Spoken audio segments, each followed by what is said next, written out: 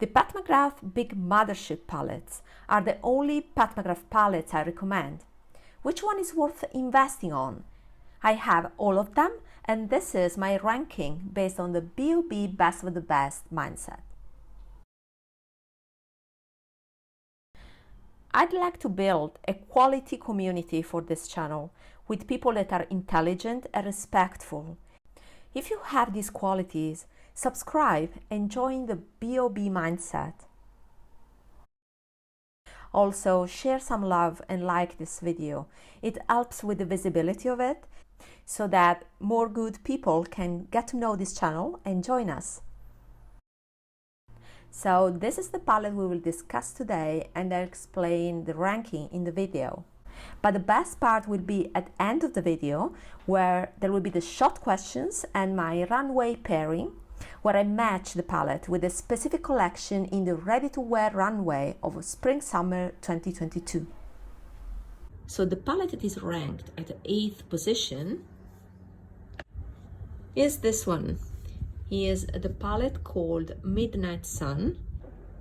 And this palette is the number 6, the Mothership number 6. These are the colors, and I would focus on those 4 baked shades. I bought this palette because of the green. I bought it also because of the orange baked shade, and also for this shade that actually turned out to be my favorite. But I have to say, the green for me is underwhelming. It was the first time that she proposed an olive green. She doesn't have a lot of greens in her eyeshadow range. Green is for sure not one of her preference in terms of colors.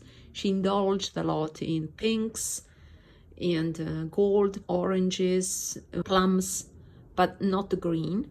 I didn't purchase this palette as soon as it was released. It was one of the last ones that I purchased.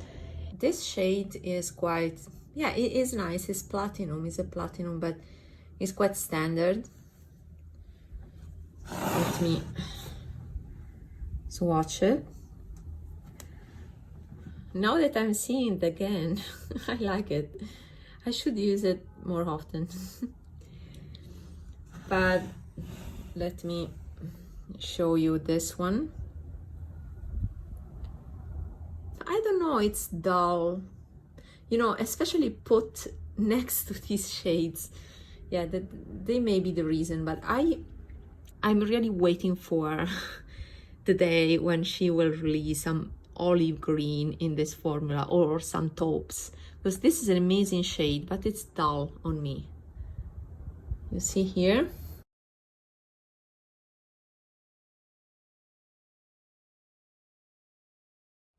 Then we have another shade that I love, that is this dark brown. I like it because it's finally a color that I would use, because it's a cool tone brown. However, it's patchy. I have swatched it already. And it's this one. This is a shade, the red one, that I don't use. This other one is another matte that for me is too dark and orange. So yeah,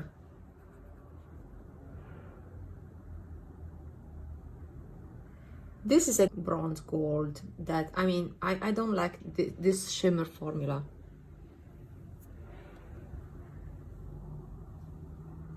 I have other shades, even the Path range, that I prefer over this.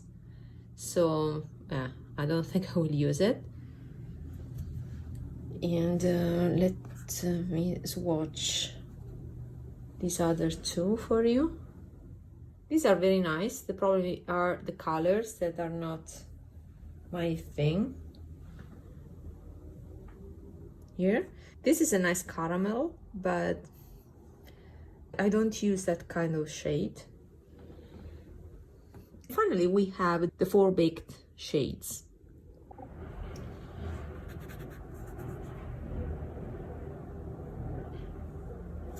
Oops. Let me swatch. This yellow is a bit gritty. This orange is a little bit chunky, and then this is much better in terms of texture. It's chunky as well. And then we have this purple one, is this one.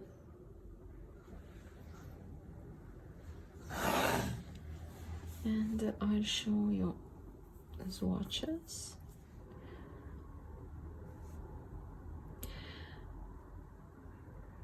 I don't care for the gold, but it's a nice one. Honestly, I never use this gold, but these I've used them. I'll show you a comparison. That is another reason why I purchased this palette. I was forgetting, but it is worth mentioning. The Suqqu quad, that is a limited edition one and is the 101 in the latest signature colorized formula. And this is the Suqqu quad, and this is the color combination Pat McGrath. So the Suqqu quad was released in January 2021. I can show you a swatch comparison. They are of course different formulas, and you know that this has my heart, but when I wanted something extra in the same color theme, I can pick these colors. Actually, I purchased this palette after having this one because I had a desire for a Pat McGrath baked formula as a companion to this palette. I don't like to do swatches of Suqqu palettes because they are delicate. They are rare, they are delicate. Let me do it off camera.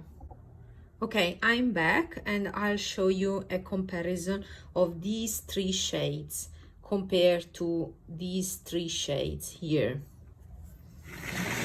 So here you have them. The tones are quite close with the exception of this glitter shade by Suqqu. This is Suqqu and this is Pat McGrath. So of course, Pat McGrath is chunkier and more shiny, but the Suqqu is more refined, you know. Let me see.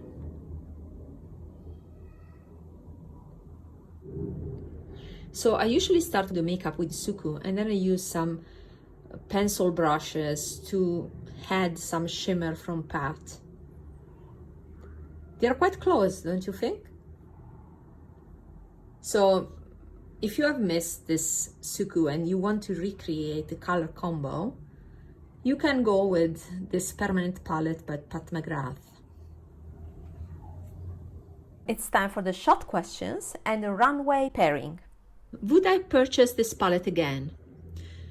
Yes, I will, because I need these two shades here and also this one. Why this ranking? This ranked at 8th position because besides these three shades, I don't like the rest. So simply because of that. For the runway pairing, I chose the Dolce & Gabbana Spring Summer 2022 collection. As usual, you'll find the pictures I'll share with you on Vogue.com. The reason why I chose the Dolce & Gabbana collection is that the signature of that brand is the presence of animal prints, and there were a lot of outfits with those prints also in this collection. Because of that olive green in the Mothership 6 palette, I got jungle vibes. In the wild side of the Dolce & Gabbana collection was the third thing that came up to my mind. By looking at the palette, the combination of the olive green plus the browns are related to the mimetic coats that I found in Runway.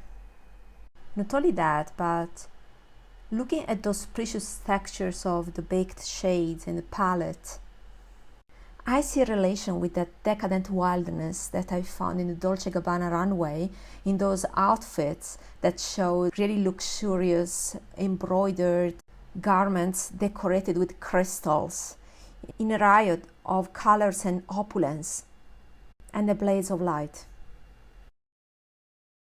So that's it for today. Have a look at my ranking number 9 or pick another video of mine that you might prefer and see you in that video. Bye bye!